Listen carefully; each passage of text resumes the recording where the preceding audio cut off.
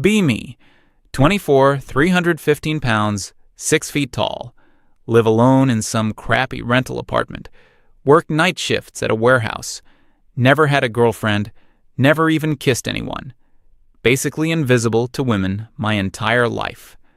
Spend most of my free time online because real life sucks. Warehouse job is perfect for someone like me. Quiet, repetitive, barely have to talk to anyone. Just move boxes around and try not to think too much. My coworker Mason sometimes tries to make conversation. He's got this girlfriend and always talks about how women think. Makes me realize how far behind I am compared to normal guys, like he's speaking a foreign language when he talks about dating. Days blend together. Sleep, work, internet, repeat. Apartment feels like a cave sometimes. Order takeout because cooking for one person feels pointless. Browse forums late into the morning after work. That's where I actually feel like myself. Can write long, thoughtful posts. People respond positively. Online me is articulate and funny. Real life me just sweats and stammers. One day found this forum thread about loneliness. Girl named Clara posted something that hit different. Wasn't the usual attention-seeking stuff. She talked about feeling invisible, like guys look right through her. Mentioned having this friend Ivy who gets all the attention. Something about her writing made me want to respond. Started messaging back and forth. Turned out she was 21, worked as a freelance writer. Did remote copywriting while studying part-time. Also never been in a relationship, never even been kissed. Felt like finding someone who spoke my language. Our conversations got deeper over weeks. She'd tell me about her anxiety, how she felt stuck.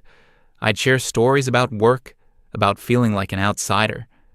We both understood what it meant to be lonely in a room full of people. For the first time in years, someone actually listened to what I had to say. Months went by like this. Long messages about everything and nothing. Our fears, weird dreams, random thoughts at 3 a.m. She'd complain about Ivy bringing guys around, making her feel worse about herself. I'd tell her about Mason and his girlfriend stories that reminded me what I was missing. We became each other's escape from feeling so damn alone. Around the 6-month mark, she mentioned something that made my heart race. Turned out we lived in the same city. Had been talking to someone who was maybe 20 minutes away this whole time. The possibility of meeting in person suddenly became real. Terrifying, but real. We talked about it for weeks before deciding to meet. I was so nervous I couldn't eat for days. Kept imagining all the ways it could go wrong. What if I was even more pathetic in person? What if she took one look at me and ran? But the thought of finally meeting someone who got me was too tempting. Picked a park downtown on some random Saturday afternoon. Spent an hour getting ready, which for me meant finding the least wrinkled shirt. Drove across the city with sweaty palms. Kept rehearsing conversation topics in my head. Talk about her writing. Ask about her week. Don't be weird. Saw her sitting on a bench near the fountain. Looked exactly like her photos, which was a relief. Medium build, a little overweight, but not in a bad way. Seemed well put together, like she actually tried with her appearance. Walked over and said her name. She looked up and smiled. But something was off immediately. All those months of easy conversation just evaporated.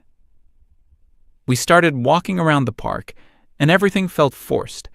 I'd try to bring up stuff we'd talked about online.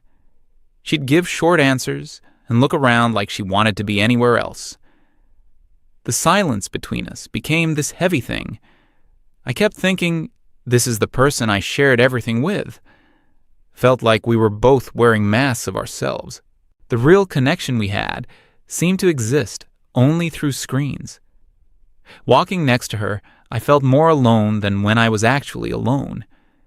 We sat on another bench after maybe an hour of awkward small talk. I tried to salvage it, asked about her writing projects. She mentioned Ryan, this guy from her IT class who'd been texting her. The way she said his name, I could tell she was interested. Felt like getting punched in the stomach. Made some excuse about having to get home for work. We hugged goodbye, one of those stiff formal hugs. Promised to message each other soon, both of us knowing we probably wouldn't. Drove home feeling like I'd lost something I never really had. She messaged me a few times over the next week. Casual stuff at first, then more concerned. Hey, how was work? Then, did I do something wrong? Finally, I miss talking to you. What happened? Each message made me feel worse about myself. Couldn't bring myself to respond. What was I supposed to say? Sorry, you're not the person I thought you were? Meeting you made me realize how delusional I am. Easier to just disappear. Let it fade away. Coward's way out, but the only way I knew. She stopped messaging after about 10 days. Felt relieved and devastated at the same time. Went back to my routine, work, sleep, internet, repeat. But now there was this new emptiness where our conversations used to be. Kept starting messages to her and deleting them. Mason noticed I seemed more depressed than usual. Tried to give me advice about women. Said something about how online relationships aren't real anyway. Wanted to punch him, but he wasn't wrong. Just made me realize how little I understood about connecting with people. Months turned into years. Kept working the same job, living the same life. But something started changing slowly. Maybe it was the guilt about Clara. Maybe just getting tired of being miserable. Started going to the warehouse gym during my breaks. Losing weight was harder than I expected. But having a goal felt better than having nothing. Dropped 20 pounds, then 30, then 50. Started noticing I could climb stairs without getting winded. Mason actually complimented me one day, said I looked different. Around the time I hit 70 pounds lost, everything shifted. New people started working at the warehouse. They'd invite me out for drinks after work sometimes. First time in years, I felt like part of a group. Turns out when you're not completely disgusted with yourself, other people notice. Learned how to have conversations that didn't make me want to hide. Practiced talking to cashiers, servers, random people. Still awkward, but not the stammering mess I used to be. Even had a few brief things with women. Nothing serious, just short connections that ended naturally. But underneath all the progress, something still felt hollow. Like I was playing a role instead of being myself. The person who could write those long, thoughtful messages to Clara. Where did he go when I tried to be normal? Success felt as isolating as failure had, just in a different way. Then, one random Tuesday, got an email notification. Message from Clara after almost 3 years of silence. Hands actually shook when I opened it. She said her life had changed too, wanted to catch up. Mentioned she had a boyfriend now, guy named Ryan. Read her message probably 20 times. She described Ryan as stable, reliable, good on paper. They'd been together for over a year, but between the lines, could sense the same loneliness I remembered. She mentioned feeling distant from him, like something was missing. The kicker was near the end. She was still a virgin, said Ryan seemed uncomfortable with physical intimacy. Kept her at arm's length emotionally too. Here she was, finally in a relationship, but still felt like the same isolated person. Made me think about my own changes, how I looked different, but felt the same inside. Took me a week to respond. Told her about the weight loss, new social life, brief relationships, but admitted that none of it filled the void I thought it would. We were both supposedly living normal lives now, yet here we were, reaching out to each other again. She suggested meeting up. Different person now, she said. Maybe it would be different. Part of me wanted to say no, protect myself from another disappointment. But curiosity won out. What would it be like to see her as the person I'd become? Met at a coffee shop this time. neutral territory. She looked good, more confident than before. Still had that same thoughtful way of speaking I remembered from our messages. Conversation flowed easier. We both knew what to expect now. No illusions about magical instant connections. We talked about our changes, the ways we'd grown.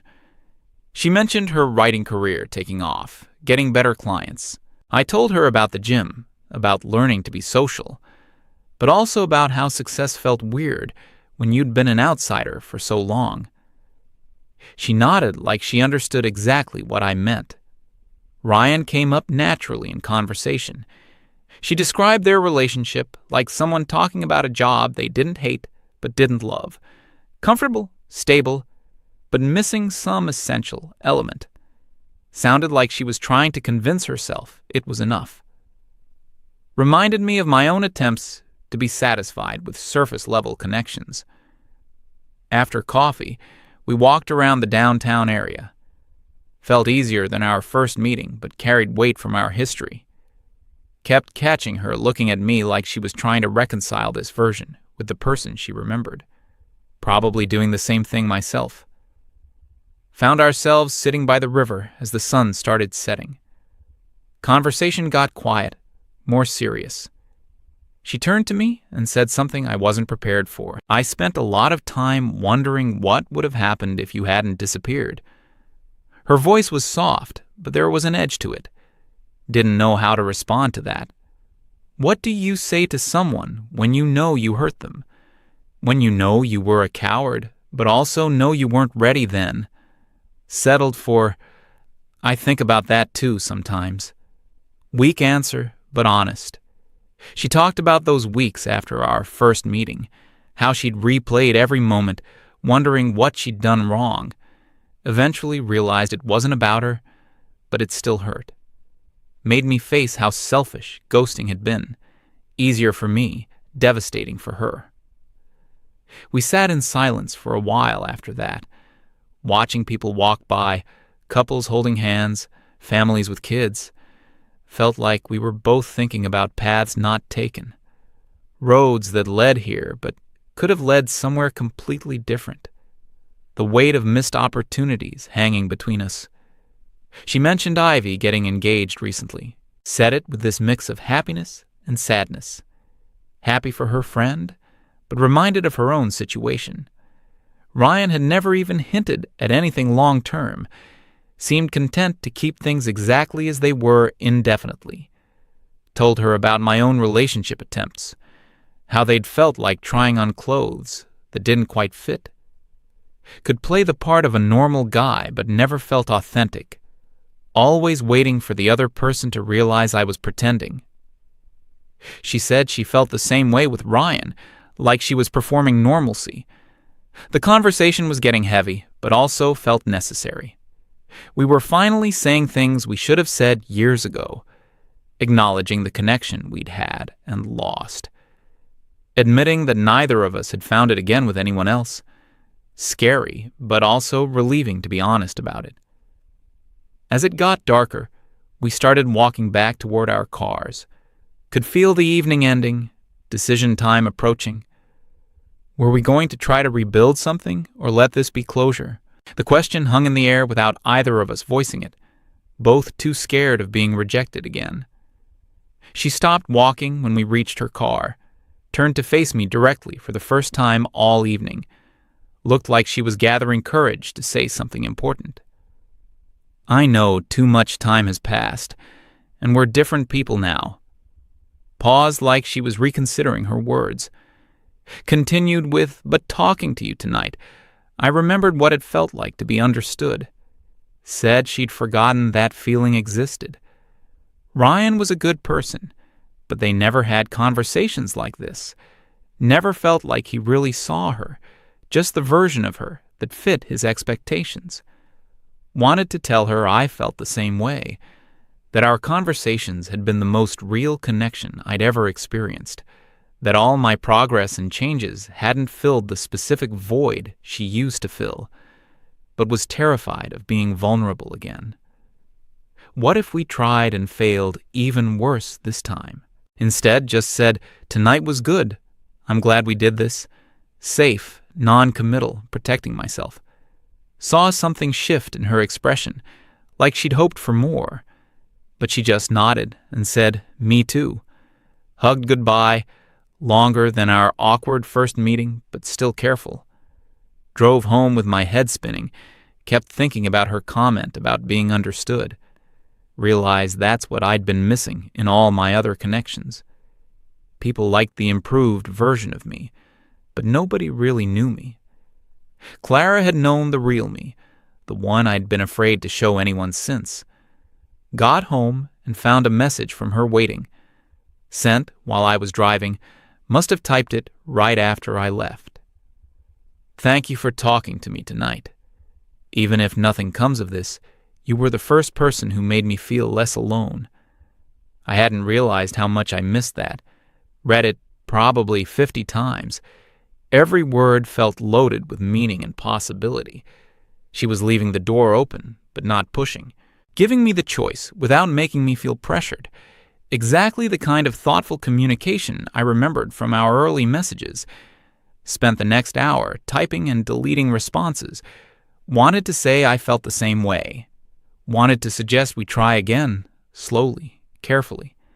Wanted to apologize for ghosting her and explain why it happened. But kept second-guessing every word. My life had improved in measurable ways since our first meeting. Better job, better health, basic social skills. But sitting in my apartment at midnight still felt like the same isolated person. Just better at hiding it now.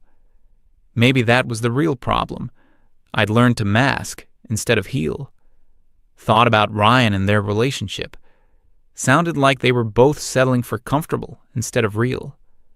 Made me wonder if that's what most people do. Find someone good enough and convince themselves it's love. But Clara and I had touched something deeper, even if only through screens. Realized I was at a crossroads. Could play it safe. Keep her in the past where she belonged. Continue building my new life with people who knew the surface version of me. Or risk everything on the chance that we could find our connection again. Knowing we might destroy even the memory of what we'd had. The fear was real and justified. We'd already proven that our online chemistry didn't automatically translate. 3 years had passed. We'd both changed, developed new patterns. What if we were both just nostalgic for something that never existed? What if meeting again just confirmed we were incompatible? But the alternative felt like a different kind of failure. Spending the rest of my life wondering what if. Settling for relationships that felt like putting on costumes. Never finding someone who understood the person behind the improvements. Never feeling truly known again. Looked at her message one more time. Could read the loneliness between the lines, same as my own. She was reaching out despite the risk, being braver than I was. Deserved better than being abandoned twice by the same person. Deserved someone willing to try, even when the outcome was uncertain. Started typing a response, then stopped. What if I was about to make the same mistake again? What if my fear of rejection made me sabotage something real? But what if trying and failing was worse than not trying at all? Paralyzed by the weight of the decision. Deleted the message app and tried to go to sleep. Tossed and turned for hours, mind racing. Kept thinking about her sitting in her apartment, probably wondering if I'd respond. Kept thinking about Ryan, stable and safe, but leaving her feeling empty. Kept thinking about myself, improved but still fundamentally alone. Woke up the next evening before work with her message still unanswered. Realized I was being a coward again. But maybe being aware of it this time would make a difference. Maybe acknowledging the pattern was the first step to breaking it. Or maybe I was just making excuses for inevitable self-sabotage. Sat at my computer for 20 minutes, cursor blinking in the empty message box. Every possible response seemed either too much or too little. Too eager or too cold, too honest or too guarded. Finally, just closed the laptop and went to work.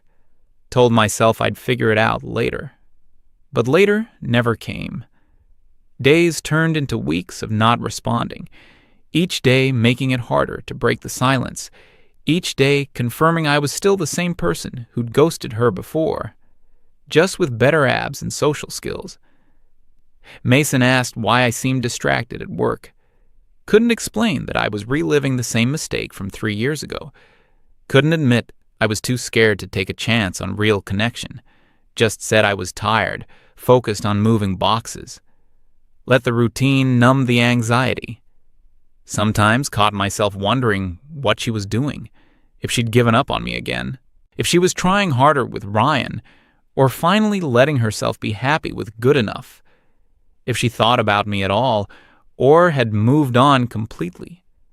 Questions I couldn't answer because I was too paralyzed to find out. 3 months later, still hadn't responded. Her message sat in my inbox like evidence of my cowardice. Reminder that I was still the same person who chose isolation over risk. Improvements meant nothing if I couldn't break the patterns that kept me alone. Success was just a prettier version of the same prison. Decided to write this post instead of responding to her. Maybe telling the story would help me understand what went wrong. Maybe other people had been in similar situations. Maybe admitting my failures publicly would force me to face them. Or maybe I'm just procrastinating on actually doing something about it. Here I am, better version of my old self, but making the same mistakes. She's probably still with Ryan, still feeling unseen and misunderstood.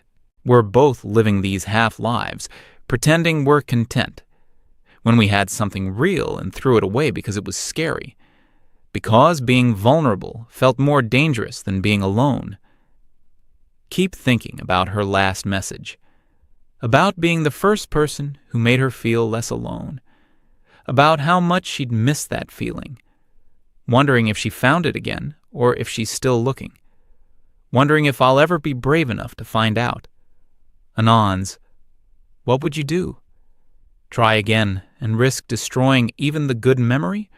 Or accept that some connections can't survive real life?